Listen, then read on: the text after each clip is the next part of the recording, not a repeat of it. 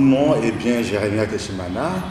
Je représente Mia Media et en même temps je suis un technicien spécialiste de tout ce qui est art de scène. Et à côté de ça, vous le savez très bien, pour ceux qui ne le savent pas, je suis un musicien, auteur-compositeur, donc plus de 30 ans sur scène, que ce soit ici au Burundi ou à l'étranger et surtout en Europe, là où je vis aujourd'hui. Je suis Centric Maïtoukou, artiste musicien originaire du Congo-Brazzaville, mais je vis au Sénégal où j'ai grandi. Alors, je suis directeur artistique d'une structure qui s'appelle Zoo Culture, qui est un label de management, production, formation, expertise culturelle, édition et mode, et dans laquelle je fais partie également. Je suis l'acteur, l'artiste. Tout est dedans. Donc je suis l'artiste principal de cette structure, chanteur de carrière, et également comédien, acteur, écrivain et autres. Et surtout également technicien en son et professeur dans les techniques de sonorisation.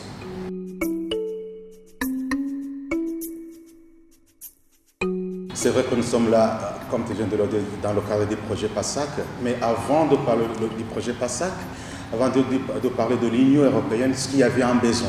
Mais à un certain moment, on a dit proposer un projet qui allait répondre, je ne dirais pas à tous les problèmes, mais à une partie de ce problème.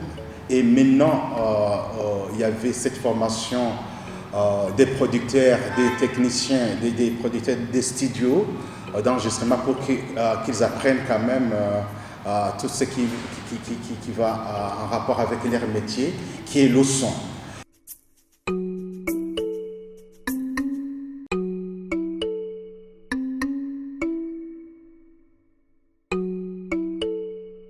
Alors justement, déjà partant de la demande que Jérémy a exprimée par rapport pas forcément les artistes directement, parce que les artistes sont le bout de la chaîne, mais au niveau de ceux qui ont la responsabilité de mettre les artistes sur scène, des acteurs vraiment techniques de la technique de sonorisation, le besoin était exprimé de pouvoir renforcer les capacités. Donc la formation est d'abord un renforcement des capacités, et pour cela, on a fait un choix de lancer un appel à candidature à ceux qui avaient déjà une certaine expérience. Et donc en arrivant, je savais que les techniciens que je rencontrais, les stagiaires que je rencontrais, avaient déjà pour certains, que ce soit 10 ans, 5 ans, 3 ans d'expérience dans leur domaine. Après cette expérience, elle n'est pas forcément quantifiable sur le dossier. Il faut peut-être savoir ce qu'ils ont sur le terrain. Donc je suis arrivé, après avoir choisi une quinzaine d'entre eux, la formation, le principe de la formation était de pouvoir renforcer leurs capacités, combler les tares qu'ils peuvent avoir, les vides, le manque d'expérience, ou tout simplement répondre à beaucoup de problématiques qu'ils rencontrent sur le terrain, et aussi essayer de leur donner un niveau supérieur. Et pour cela, la méthode que nous avons adoptée de commun accord, c'était d'abord pour moi le premier jour de les écouter. Les premiers jours, j'ai passé pratiquement 3 heures à faire parler chacun. Chacun s'est présenté, mais chacun m'a dit pourquoi il est venu dans le son et où est-ce qu'il travaille. Et déjà, ça a lancé la formation, parce que le but de la formation, elle est interactive.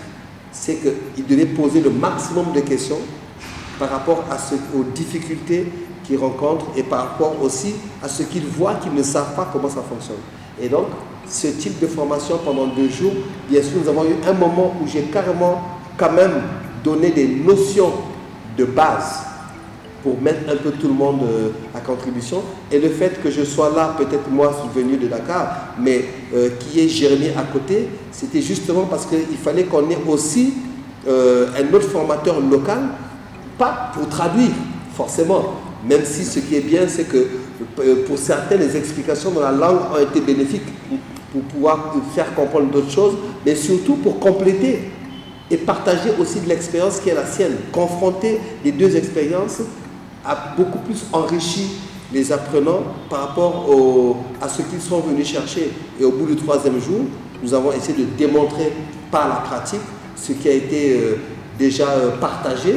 Et il y en a qui ne savaient pas certaines choses et qui ne pouvaient même pas croire à ce qu'on leur disait parce qu'ils avaient, ici on leur dit quand tu as appris quelque chose, celui qui t'a appris, c'est forcément parole d'évangile.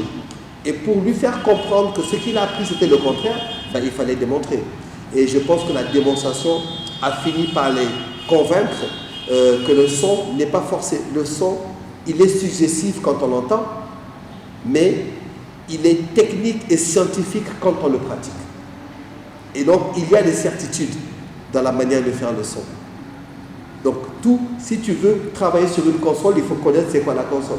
Ce n'est pas au hasard, ce n'est pas forcément que on t'a dit que non. Il faut déjà savoir pourquoi tu dois faire ça, quel est le résultat que tu veux, quelle est la source que tu as. La source, tu reçois une source, il y a acquisition, traitement et transmission.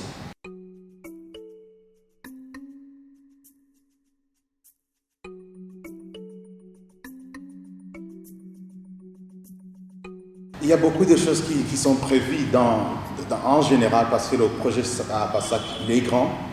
Comme je vous l'ai dit, il est partagé par 3 organisations déjà. Moi, ce que je pourrais dire ici, c'est plus ce qui concerne le média, qui est le renforcement des capacités, aussi tous les projets en rapport avec les bourses dans des festivals internationaux. Il y a même des bourses que nous allons profiter avec l'organisation de Centric. Mais il y a aussi des projets par rapport à des tournées locaux. Donc, s'il y a des artistes qui vont faire des tournées, des concerts, des événements, il y a ça. Mais tout ce qui est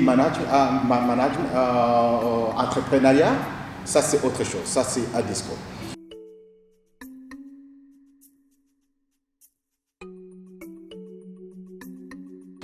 Il y a des formations qui sont déjà, actuellement, il y avait des formations. Cette formation par rapport à des ingénieurs du son, des techniciens. Pourquoi? Parce qu'il y a un besoin. Tout ce que le public consomme, tout ce qu'on écoute sur les radios, que ce soit à la télévision, sur la radio, sur les réseaux sociaux, sur les médias en ligne, sont produites par les producteurs, ces techniciens-là. C'est-à-dire que s'ils n'ont pas de connaissances, si leur capacité n'est pas renforcée, tout ce qu'on consomme sera médiocre.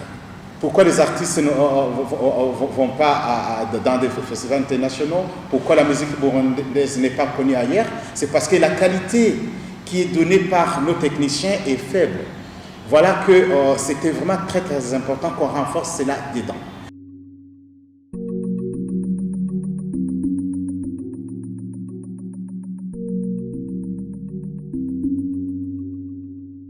Quel est l'impact de ces projets? Déjà, le premier impact, c'est l'acquisition d'expérience.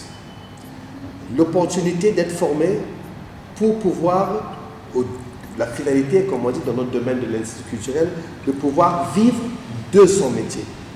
Donc, le besoin qu'on ait en formation, qui est ces projets comme le PASAC qui vont permettre de pouvoir répondre à des besoins de renforcement des capacités des ressources humaines dans le domaine du secteur de la culture et des arts, c'est déjà de pouvoir permettre au secteur de la culture et des arts de pouvoir commencer à se développer et rapporter en termes de rentabilité.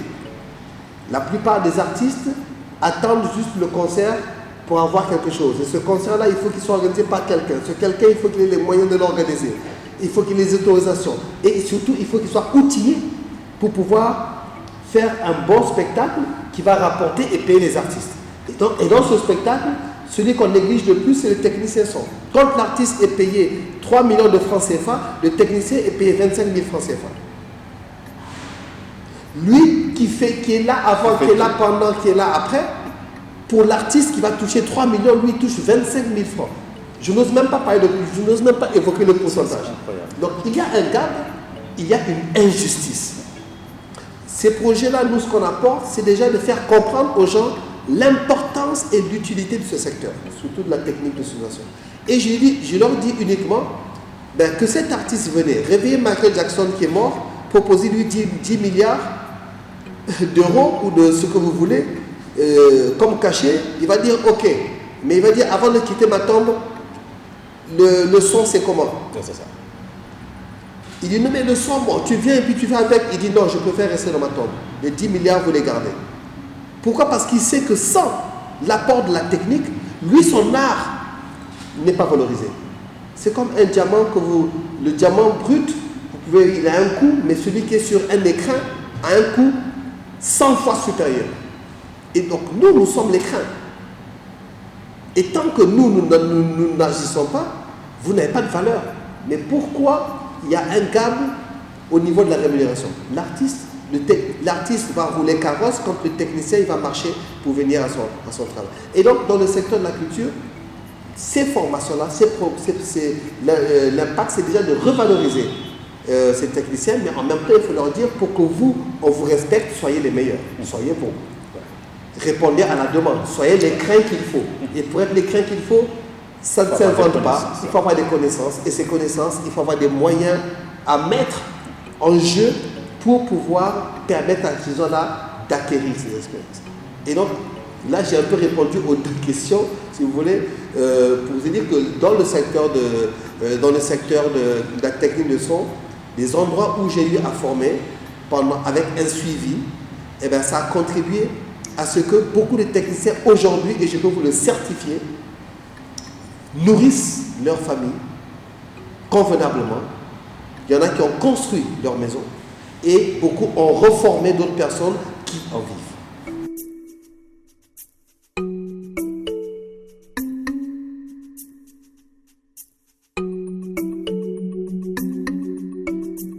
C'est prévu qu'il y ait le suivi, bien sûr. C'est pour ça, je l'ai bien dit, que le projet va durer 3 ans. Ça veut dire que dans 3 ans, chaque personne qui aurait participé, que ce soit dans les formations ou qui a eu la chance d'avoir un financement dans un projet quelconque, il y aura un suivi de 3 ans. Bien sûr, même au-delà de 3 ans, entre-temps, dans les 3 ans, nous allons créer d'autres projets qui vont nous permettre, bien sûr, de pérenniser l'action. Donc ça, c'est garanti, je peux vous le jurer, que c'est prévu, c'est comme ça, c'est prévu. Il y a toute une équipe qui est là, il y a tous ces experts que vous voyez ici. C'est vrai, ils sont là pour la formation, mais aussi c'est prévu pour rester là pour le suivi. Parce qu'un projet qui n'a pas de suivi, bien sûr, vous comprenez qu'il n'y aurait pas des résultats. C'est pour ça qu'on a parlé de renforcement de capacité. Et puis après, nous allons commencer à attaquer alors tout ce qui est action. Donc, c'est-à-dire l'organisation des activités, des festivals, les constructions des studios, des salles, je ne sais pas, des propositions qui vont venir de nos artistes. Parce que ça aussi, je le signale, c'est aux artistes de proposer des projets. Et nous sommes là pour faire le suivi et les donner les moyens nécessaires pour aboutir à leurs rêves, à leurs objectifs.